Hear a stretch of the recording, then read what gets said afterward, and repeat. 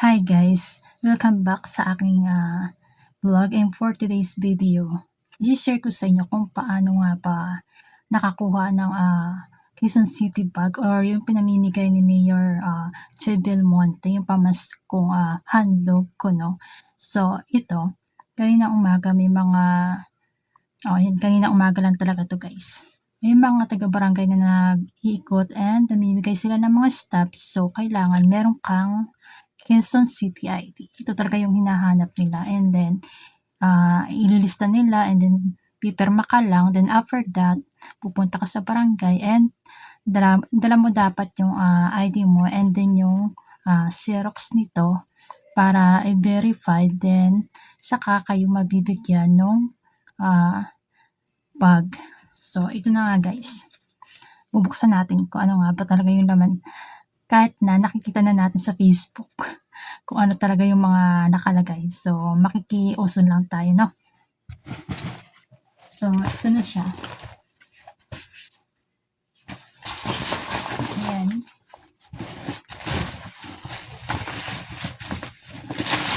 So ito, noodles. Ayan, pang fruit salad. Ito, ayan.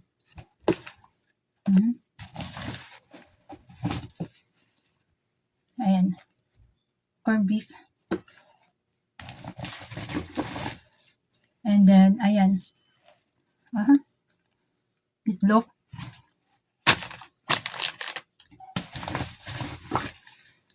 Ay, mayupi pa. Ayan. Corned beef ulit pala. And ito, ayan, chicken loaf. And ito. So, ayun yun naman. Ayan siya guys. Ayan.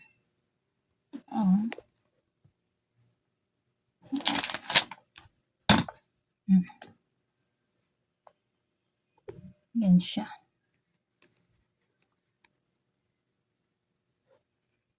So, ayun lang guys. Ni-share ko lang. And okay na rin. Pandagdag. Ayan. And yun lang. Thank you so much for watching.